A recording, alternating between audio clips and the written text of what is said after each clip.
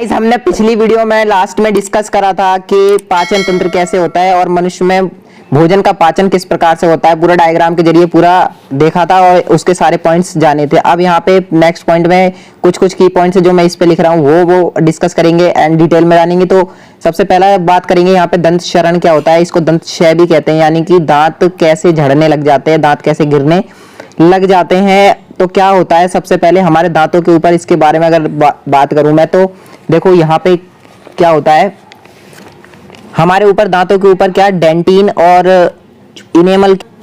तो क्या होता है, हमारे दांतों पर इनेमल और डेंटिन की एक परत सी जम जाती है। वो धीरे धीरे वहां पर क्या करती है, जो हम खाना खाया होता है यानी जो शर्करा या कार्बोहाइड्रेट जिसे कहते हैं उसके साथ क्या करता है, जो जीवाणु होते हैं उसके साथ क्रिया करके हमारे ऊपर एक दांतों के ऊपर एक प्लाक से जमा देते हैं, जिसे दंत प्लाक कहते हैं, यानी उस पर लेयर सी बना देते हैं।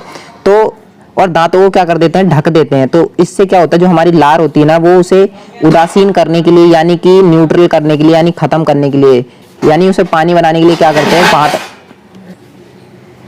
तो क्या होता है, उसके कारण दंत प्लाक जम जाता है और जो हमारे लार होती है वो वहां तक उसको उदासीन करने के लिए पहुंच नहीं पाती।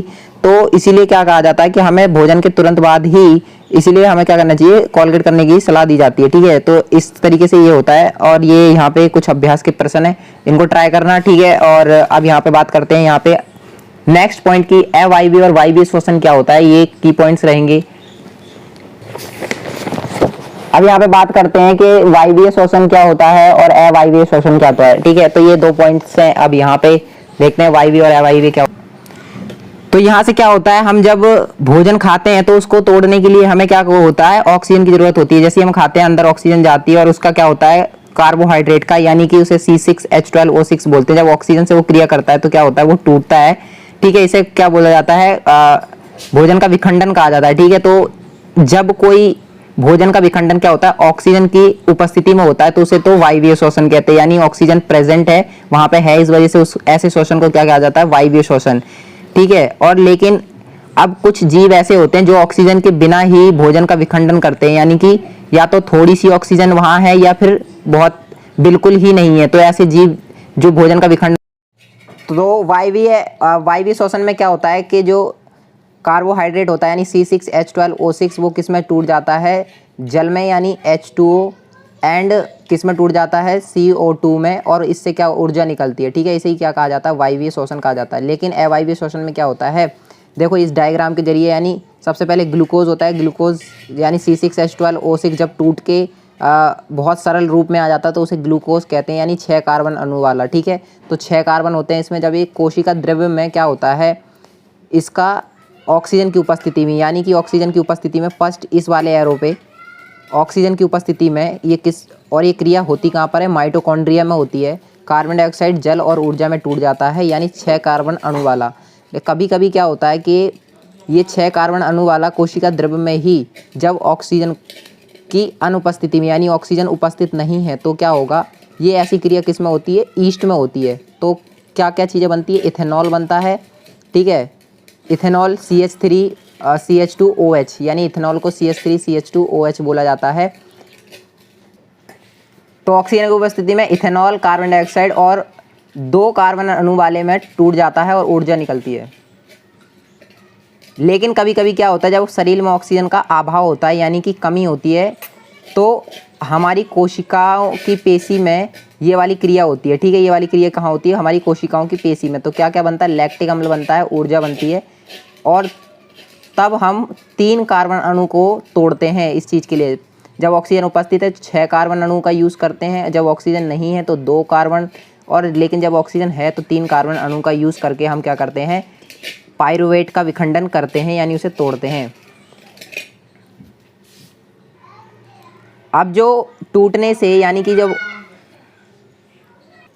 तो जो ये कोशिका 6 कार्बन अणु वाले की ऑक्सीजन की उपस्थिति में टूटने से जो ऊर्जा निकली, ये ऊर्जा किस रूप में होती है, ATP के रूप में होती है। इसे हम क्या कहते हैं, ऊर्जा, यानी कि ATP, यानी ये क्या है, एक तरीके से हमारे शरीर की कोशिकाओं का करेंसी है, यानी पैसा है, जिसके जरिए वो सारे काम धंधे करती हैं। तो यानी कि ये कोशिकाओं के काम के लिए एक पैसा है।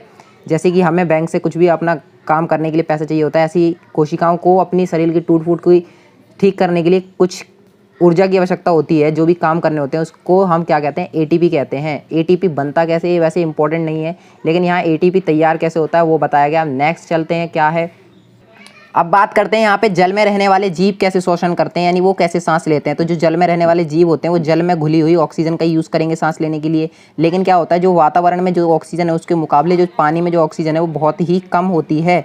तो इसके लिए क्या करते हैं, मछलियाँ जैसे कि वो क्या करती हैं, अपने क्लोम से यानी कि गिल्स जो बोलते हैं उससे क्या करती हैं, ऑक्सीजन मतलब जल को खींचती हैं, और उसी जल में क्या होती है, ऑक्सीजन घुली होती है, उसको क्या करती हैं, अलग करके ऑक्सीजन का यूज़ हम अपने शरीर में कर लेती हैं। यानी क्लोम द्वारा कहाँ पहुँचाती हैं, रुधिर में, अपने ब्लड में पहुँचा देती हैं ऑक्सीजन को, ठीक है, किसमें, जल में विलय ऑक्सीजन को पहुँचा देती हैं, और इस प्रकार से वो क्या करती हैं, शोषण करती हैं। तो अब मनुष्यों में किस प्रकार से शोषण होता है वो देखते हैं ये डायग्राम के जरिए। यहाँ पे मनुष्य में सबसे पहले वायु कहाँ से, नासा द्वार से, यानी नाक से अंदर जाती है वायु, ना कि ऑक्सीजन, वायु जाती है, उसमें कार्बन डाइऑक्साइड भी होगी, सब कुछ होगा।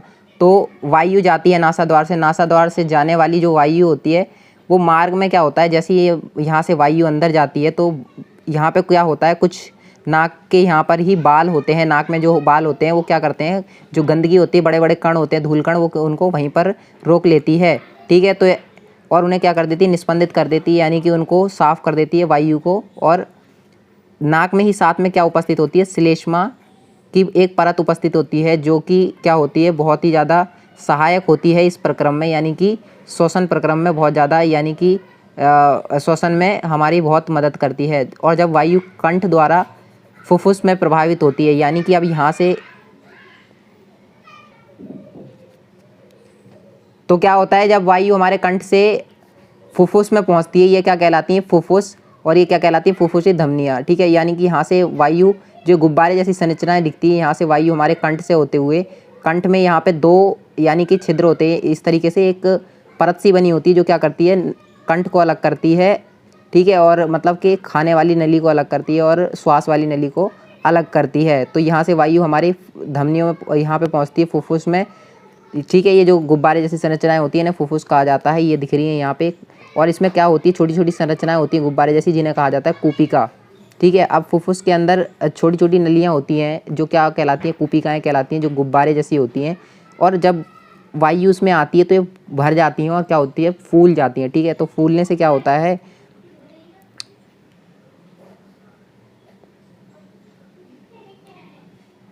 तो जब वायु इसके अंदर जाती है तो क्या हो जाती है, ये जो है कूपिकाएँ क्या होती है, फूल जाती हैं। और इस क्रिया के समय क्या होता है, हमारा डायाफ्राम जो है, यानी कि ये अस्थिपिंजर जो है डायाफ्राम, वो चपटा हो जाता है और पसलियाँ ऊपर की तरफ उठ जाती हैं। डायाफ्राम चपटा हो जाता है और पसलियाँ ऊपर की तरफ उठ जाती हैं। और जो वक्ष गुहिका है वो क्या हो जाती है, बड़ी हो जाती है, और वायु फुफ्फुस के अंदर चली जाती है, ठीक है। तो फुफ्फुस के अंदर वायु चली जाती है और वहाँ से क्या होता है, पूरे शरीर में जो यहीं पर ही कूपिकाओं में क्या होती है, बहुत सारी रुधिर वाहिकाएँ होती हैं, यानी जो खून में ऑक्सीजन को लेके जाती हैं, खून को लेकर के जाती हैं, वो होती हैं, वो क्या करती हैं, यहाँ से ऑक्सीजन को चूस लेती हैं और बाकी जो कार्बन डाइऑक्साइड होती है जो उनके ब्लड में होती है पहले से, उसको यहाँ छोड़ देती हैं और ऑक्सीजन यहाँ से ले लेती हैं। और फिर यहाँ से क्या होता है, कार्बन डाइऑक्साइड वापस हमारे नासा द्वार से बाहर निकल जाती है। इस प्रकार से प्रोसेस चलता रहता है और हमारी कार्बन डाइऑक्साइड ऑक्सीजन का आना जाना लगा रहता है, ठीक है। तो इस प्रकार से होता है। अगर आपको वीडियो अच्छा लगा तो वीडियो को लाइक जरूर करना और अपने दोस्तों के साथ शेयर करना बिल्कुल मत भूलना,